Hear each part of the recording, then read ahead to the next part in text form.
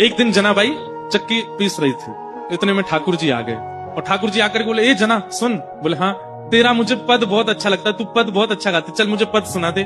तो जनाबाई पद गा रही थी।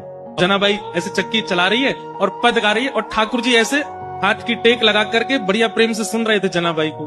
धीरे से बीच में ठाकुर जी उठे, बोले ये चक्की पीसना बंद कर, इसकी घर घर आवाज आ रही है ना, तो मुझे तेरे स्वर सुनाई नहीं दे रहे, इसको मत पीसे।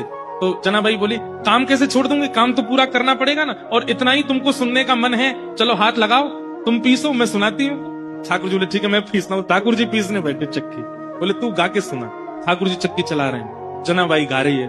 अब गाते गाते जनाब क्या हुआ, ठाकुर जी इतने आभूषण पहन के गए थे, वो आभूषण चक्की से टकरा रहे थे, तो उनमें से आवाज आ रही थी। तो जनाबाई नहीं गा पा रही थी, तो जनाबाई बोली, मैंने चक्की छोड़ी तो क्या आप भी कम हल्ला नहीं कर रहे, इतना सारा गहना पहन के आते हो, छम छम छम छम आवाज करते हैं ये सब, इनको उतार दो। तो ठाकुर जी ने सारे गहने उतार करके वहीं धर दिए और प्रेम से चक्की पीसने लगे, जनाबाई गाने लगी। सुनते सुनते पद इतने में ही मंगला के घंटे घड़ियाल बजने लगे मंदिर में। ठाकुर जी तुरंत उठे, अरे जना मंगला का समय हो गया, मैं दौड़ के जाता हूँ, मंदिर में पुजारी आ जाएंगे। और ठाकुर जी दौड़ करके गए और मंदिर में जाके खड़े हो गए। लेकिन रात में जो गहने पहने थे वो वहीं छोड़े आए जनाबाई के। कपाट जैसे सुबह खोले तो ठाकुर जी के श्री अंग पर एक भी गहना नहीं था। और जब वो गहने नहीं मिले और गहने तो छोड़ आए, ऊपर से एक गलती और करके आए ठाकुर जी। क्या?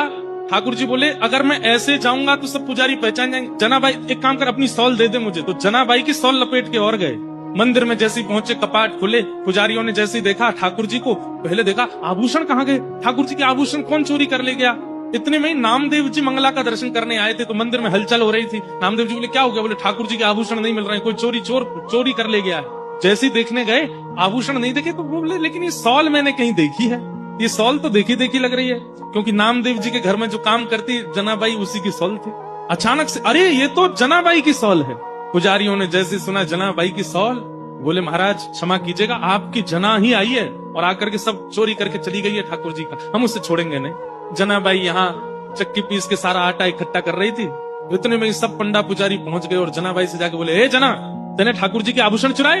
अब जनाबाई कुछ बोलती उससे पहले तो पुजारियों को दिख गए कि चक्की के पास में सारे आभूषण रखे।